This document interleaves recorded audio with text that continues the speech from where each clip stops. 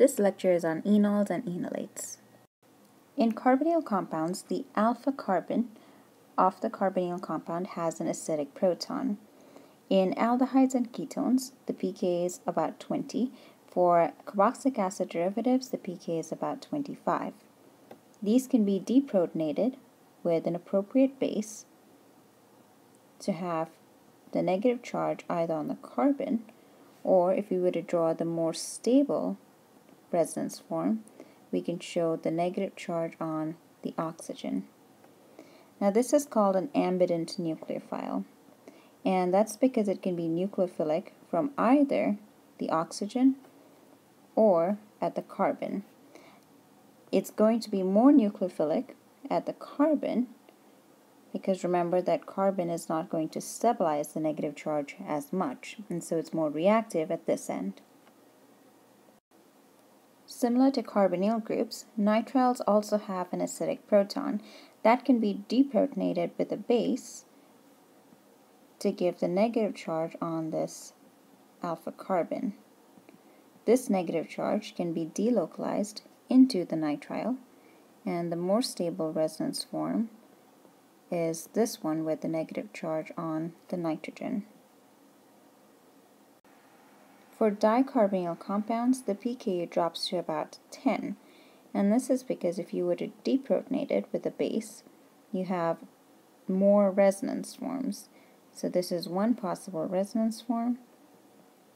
You can also delocalize it to the other carbonyl. And finally you have the least stable resonance form with the negative charge on the carbon.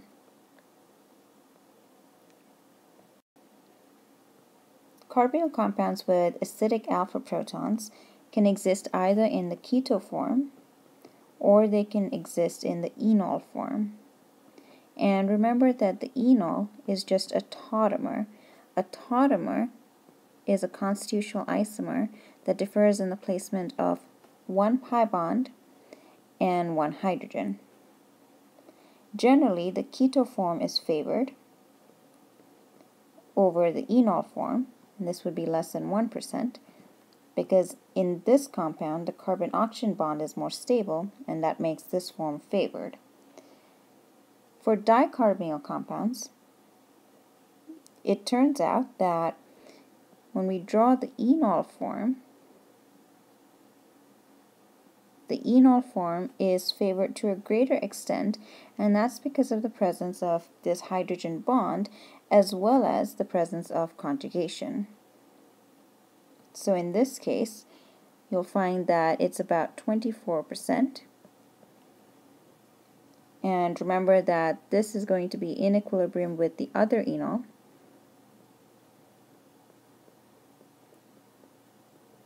which also has hydrogen bonding and conjugation. While we're looking specifically at a ketone here, and we call it the keto form, we can talk about the keto and enol forms for aldehydes, ketones, and any of the carboxylic acid derivatives which have an acidic alpha proton. Now let's look at the mechanism to convert a ketone to an enol. So an enol, remember, is a tautomer of the ketone, and it's in equilibrium with the ketone. So if we were to think about making an enol, usually you'll prepare it under acidic conditions. So you can take a ketone and we can have formation of the enol under acid conditions. And so if we look at the mechanism, under acid conditions, we're going to protonate the carbonyl, and once we've protonated this carbonyl, we've now created a more acidic alpha proton that can be deprotonated by a weak base like water.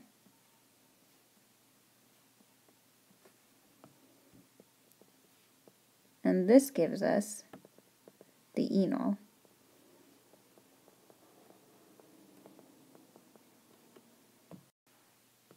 Now under basic conditions, we'll form the enolate, and so we can start with a ketone. We can treat it with an appropriate base, In this case, we're going to take hydroxide as our example, and we can deprotonate this acidic alpha proton. And this directly gives us our enolate and water. Now this is not tautomerization. An enol is not a tautomer of the ketone. We are actually removing a proton, so they are no longer constitutional isomers. Enolates are nucleophiles, and if we've got an unsymmetric ketone, we have the possibility of making a kinetic or thermodynamic enolate. If we look at this compound here, we've got one acidic proton on the right, and we've got two acidic protons on the left. So if we were to consider a base that's coming in, the base is going to see this side, which is less hindered, and this side, which has a methyl group in the way. And so the faster abstraction of a proton is going to be from the proton on the left. And so we're going to have formation of this enolate under kinetic conditions. It's less hindered, so the proton is abstracted faster, and that gives us the kinetic enolate. On the other side, we've got a methyl group. Now let's draw out this enolate and see if there's anything that favors the formation of this enolate. Now if we compare these two enolates, we can see that the alkene here is more substituted than this alkene, and therefore this compound is more stable. So this is a thermodynamic enolate because it's more stable. Since we have the possibility of making a kinetic or a thermodynamic enolate, what we would like to do is know how to favor one over the other depending on our needs. And so we're going to look at three conditions: base, solvent, and temperature of the reaction. For both types of deprotonation, we want strong and non-nucleophilic bases. If you want to favor a kinetic deprotonation, you also want a bulky base. An example is LDA.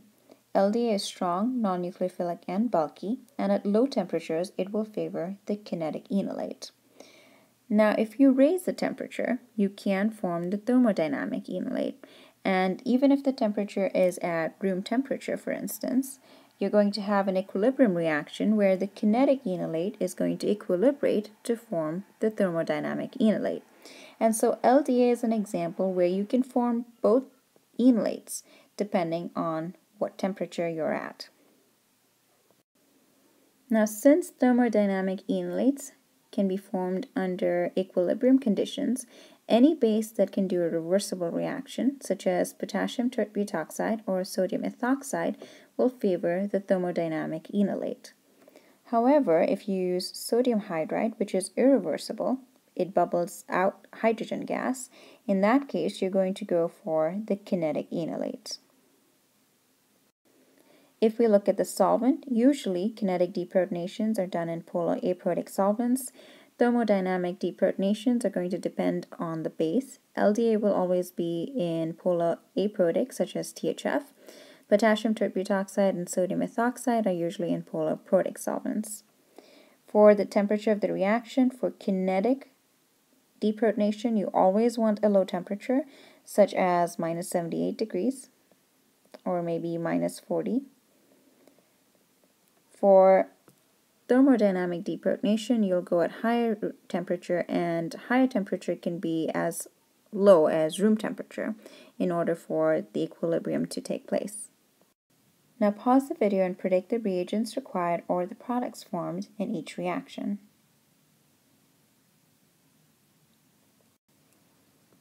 In the first case, we've got an unsymmetric ketone, and we need to look at what deprotonation conditions we have. We've got LDA-THF, which could work both ways, and if we look at the temperature, that tells us that it's going to favor the kinetic enolate. And so here, if we look at which side is less hindered, it's the methyl side here, and so our enolate is going to be this compound, which is then going to do an SN2 reaction on this bromide.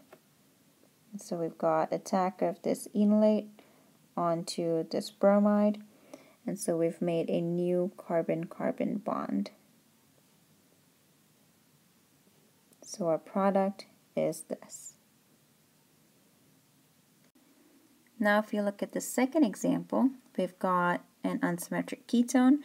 If we look at our deprotonation conditions, these are thermodynamic conditions. And so we're going to favor formation of the more stable enolate, which is the more substituted enolate, and that's going to be this alpha proton here that gets deprotonated. And we're then going to do an SN2 reaction with methyl iodide. And so our final product is going to have a methyl group incorporated at this alpha position.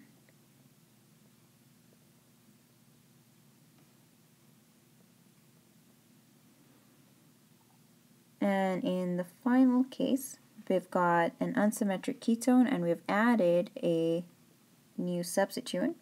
So this is the new carbon-carbon bond that we formed, which we can do using an SN2 reaction. So if we want to add an ethyl group, we know that we can add ethyl iodide as our electrophile. Now we just need to decide whether we want a kinetic or thermodynamic deprotonation.